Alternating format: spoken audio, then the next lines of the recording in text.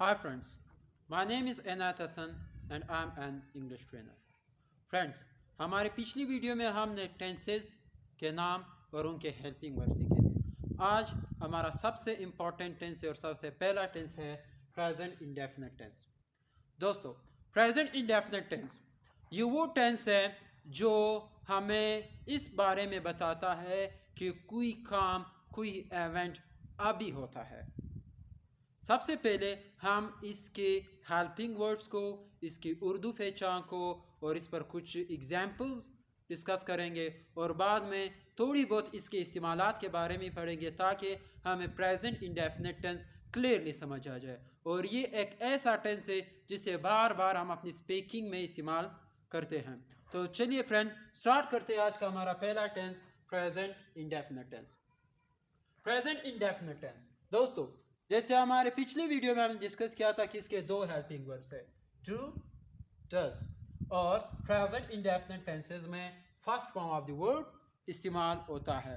First form of the word जो Urdu sentences है उनके आखिर में या तो लफ्ज है, हैं या हूँ आता है, या ता हूँ, थी है, ते ता है, ते हैं, ऐसे वर्ड्स आते। ये उन लोगों के लिए मैं लिखा जो उर्दू को समझ सकते या बोल सकते हैं। वैसे तो हर ज़बान की अपनी अपना एक ग्रामर होता है और उसके अपनी हर ग्रामर में अपने टेंसेस होते हैं, उनकी अपनी पहचान होती है।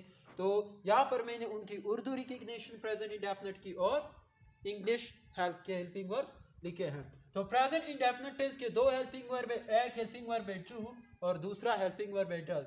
और इसमें first form of the word इस्तेमाल होता है।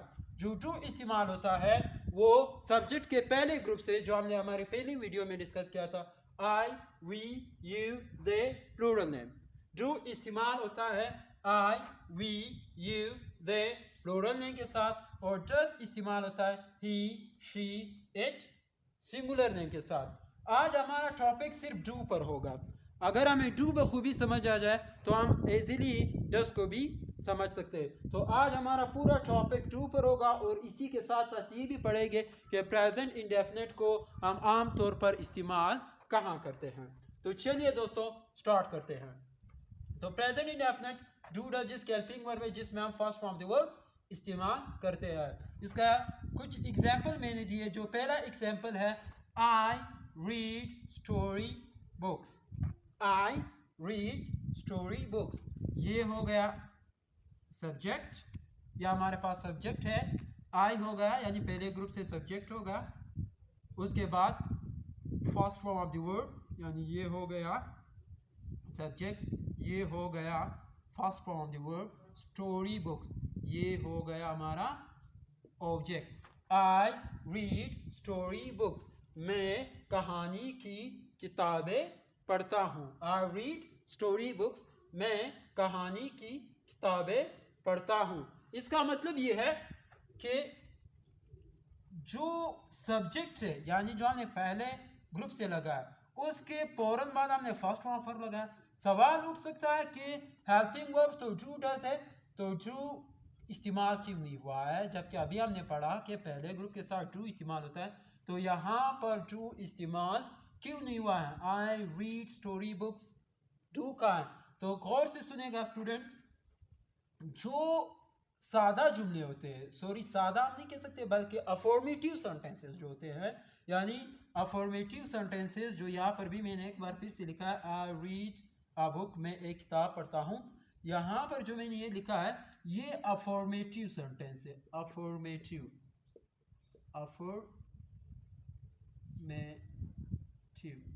जगह नहीं इसलिए यहाँ पर लिखता हूँ अफॉर्मेटिव सेंटेंस। अफॉर्मेटिव सेंटेंस वो सेंटेंस है जिसमें एक स्टेटमेंट के बारे में सिर्फ अफॉर्मेशन दी जाती है, यानी सिर्फ एक सादा सा बयान दिया जाता है, इसमें इनकार नहीं होता, ना ही इसमें कोई चीज़ पूछी जाती है। जिस तरह मैंने कहा ना, आई रीड स्टोरी बुक्स, मैं कहानी की किताबें पढ़ता हूँ, ना मैं किसी चीज़ से इनकार कर रहा हूँ ना ही कोई सवाल पूछ रहा हूँ। तो फ्रेंड्स, एक ऐसा जुमला जिसमें एक सादा सा स्टेटमेंट होता है, जिसमें कोई इनकार, कोई सवाल नहीं होता, उसे अफॉर्मेटिव जुमला कहते हैं। यानी कि आई रीड स्टोरी बुक्स, में कहानी की किताबें पढ़ता हूं। तो जब भी हमारे पास प्रेजेंट इंडेफिनिट का अफॉर्मेटिव सेंटेंस आएगा उसमें ना हम लफ्ज डू इस्तेमाल कर सकते हैं और ना ही लफ्ज डज इस्तेमाल कर सकते, बल्कि सब्जेक्ट के फौरन बाद फर्स्ट फॉर्म द वर्ब और उसके बाद ऑब्जेक्ट लगाते। जरा दूसरे जुमले को गौर से देखेगा, we make a party every day, हम हर इतवार पार्टी मनाते हैं, हम हर इतवार को पार्टी बनाते हैं। यानी कि यहां पर भी हमारे पास पहले सब्जेक्ट आया है, पहले सब्जेक्ट आया है, उसके बाद वर्ब आया है और उसके बाद जो हमारे पास है वो है ऑब्जेक्ट, और ये हमारे पास first form of the verb है। We make a party every Sunday, हम हर इतवार को संडे पार्टी मनाते। मतलब क्या मैं कोई सवाल पूछ रहा हूँ या क्या मैं किसी चीज़ से इनकार करूँ, तो ऐसा ही जुमले में कुछ नहीं है। We make a party every Sunday, हम हर इतवार को पार्टी मनाते, तो सवाल नहीं हो रहा है और ना ही मैं किसी चीज़ से इनकार कर रहा हूँ, बल्कि एक सादा स्टेटमेंट देता हूँ। तो जब अफर्मेटिव स्टेटमेंट दिया जाता है यानी अफर्मेटिव सेंटेंस आ जाता है तो उसमें हेल्पिंग वर्ब को इस्तेमाल नहीं किया जाता, बल्कि सब्जेक्ट के फौरन बाद first form of the verb लगाया जाता है। तीसरा जो एग्जांपल है, dogs bark at night, dogs plural name है students, dogs bark at night, कुत्ते रात को भौंकते हैं। मतलब कुत्ते रात को भौंकते हैं, ना किसी चीज से इनकार हो रहा है ना कोई सवाल पूछा जा रहा है, एक सादा सा स्टेटमेंट। तो ये भी हमारे पास अफर्मेटिव जुमला बनता है। तो अफर्मेटिव जुमलों में डू डज इस्तेमाल नहीं होता, बल्कि सब्जेक्ट के फौरन बाद first form of the verb इस्तेमाल होता है और first form of the verb के फौरन बाद हम इस्तेमाल करते हैं अपना ऑब्जेक्ट। तो प्रेजेंट इंडेफिनिट जिसके दो हेल्पिंग वर्ब है डू डज, ना सादा जुमलों में आप डू इस्तेमाल कर सकते हैं ना ही डज इस्तेमाल कर सकते हैं। अब यहाँ इस जुमले को देखें, आई रीड ए बुक, मैं एक किताब पढ़ता हूँ। क्या मैं किसी चीज़ से इनकार कर रहा हूँ? बिल्कुल नहीं कर रहा। क्या मैं कोई सवाल पूछ रहा हूँ? बिल्कुल नहीं कर रहा। तो यानी अफर्मेटिव स्टेटमेंट बन गया, एक सादा सा स्टेटमेंट बन गया है जिसमें इनकार वगैरह या सवाल वगैरह कुछ नहीं है। तो इस जुमले को अफर्मेटिव जुमला कहते हैं और अफर्मेटिव जुमले में डू डज इस्तेमाल नहीं होता, बल्कि सब्जेक्ट के फौरन बाद first form of the verb इस्तेमाल होता है। लेकिन जब हम इसे नेगेटिव कर देते हैं यानी कि इनकार कर लेते हैं, नेगेटिव जुमला आता है, तो जब नेगेटिव जुमला आएगा तो सब्जेक्ट के बाद हेल्पिंग वर्ब और नॉट आएगा। अब यहाँ पर मैंने डू लगाया क्योंकि सब्जेक्ट पहले ग्रुप से है और पहले ग्रुप के साथ डू इस्तेमाल होता है, यानी अफर्मेटिव में इस्तेमाल नहीं होता, लेकिन नेगेटिव, इंट्रोगेटिव और इंट्रोगेटिव नेगेटिव दोनों में डू इस्तेमाल कर सकते हो। मसलन आई रीड ए बुक, मैं किताब पढ़ता हूँ, negative I do not read a book, यानी कि फर्स्ट वाली वर्ड से पहले नॉट और नॉट से पहले हेल्पिंग वर्ब है। I do not read a book, मैं किताब नहीं पढ़ता हूं। अभी इनकार होगा, तो जब नेगेटिव जुमला आएगा तो वहां पर हेल्पिंग वर्ब का लगाना लाजमी है। आई रीड ए बुक, मैं किताब पढ़ता हूं।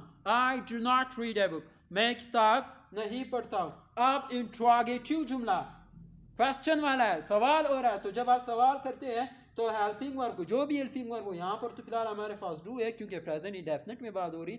हम जिस भी टेंस में बात करेंगे अगर इंट्रोगेटिव जुमला आता है तो हेल्पिंग वर्ब जुमले के स्टार्ट में आएगा। जैसे do I read a book, क्या मैं किताब पढ़ता हूँ, do I read a book. Interrogative negative दोनों है, इंट्रोगेटिव भी है नेगेटिव भी है।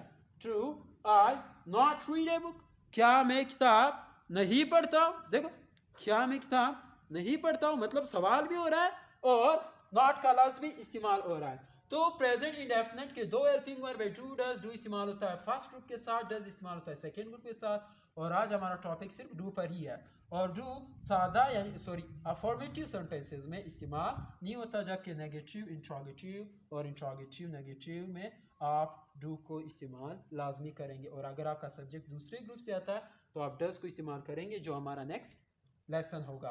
अब सवाल ये उठता है फ्रेंड्स कि हम प्रेजेंट इंडेफिनिट को आम रूटीन में यानी हमारी रोज़मर्रा की ज़िंदगी में इस्तेमाल क्या करते हैं। तो सबसे पहले इसका इस्तेमाल डेली रूटीन में ज़्यादा है, रोज़मर्रा की बुनियाद पर हम जो काम करते हैं। जिस तरह हम अगर रोज़ाना स्कूल जाते हैं, ब्रेकफास्ट रोज़ाना करते हैं, या फिर अपने दोस्तों से मिलते हैं या टीवी देखते हैं हर दिन, यानी जो एवरीडे की एक्टिविटीज़ होती है, तो उसके लिए हम present indefinite tense इस्तेमाल करते हैं। For example, I say that I go to school every day. I go to school every day. मैं हर दिन स्कूल जाता हूँ, I go to school every day, मैं हर दिन स्कूल जाता हूँ।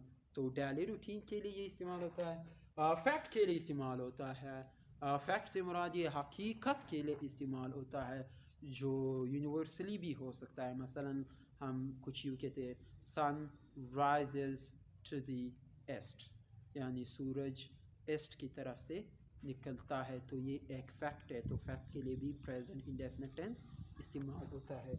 उसी के साथ साथ कस्टम्स के लिए इस्तेमाल होता है, यानी ट्रेडिशंस के लिए इस्तेमाल होता है। मतलब पठानों का ये एक ट्रेडिशन होता है कि वो टर्बन्स पहनते हैं। डू यू नो टर्बन, पगड़ी जिसे हम कहते हैं। पठान्स वेयर टर्बन, यानी पठान टर्बन पहनते हैं, यानी पगड़ी पहनते हैं। और ये नेचर के लिए इस्तेमाल हो सकता है, कोई भी नेचर हो, या फिर यानी फितरती तौर पर, जिस तरह डॉग्स का एक नेचर है कि वो भौंकते हैं, तो हम कहते हैं डॉग्स बार्क।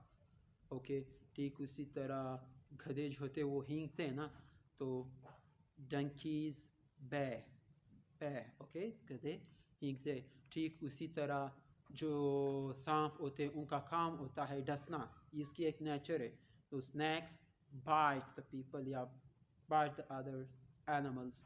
तो ये आम तौर पर वो यूजेजेस है जहाँ पर हम प्रेजेंट इंडेफिनिट टेंस को इस्तेमाल करते हैं हमारी डेली रूटीन में, फैक्ट में, कस्टम्स में और नेचर में। तो दोस्तों हमारा जो नेक्स्ट लेसन होगा वो हम डस के बारे में करेंगे, और वहाँ पर हम लफ्ज़ टू और डस दोनों को एक दूसरे के साथ कंपेयर भी करेंगे। डस थोड़ा सा अलग होगा, इसलिए इसे दो वीडियो में मैंने शूट किया है, क्योंकि ये प्रेजेंट इंडेफिनिट टेंस इंतहाई लाजमी है और सबसे इम्पॉर्टेंट ये है, और सबसे अगर हम कहें तो डिफ़िकल्ट भी है, बाकी सारे इससे आसान है। तो ये आज का हमारा टॉपिक डू के बारे में था।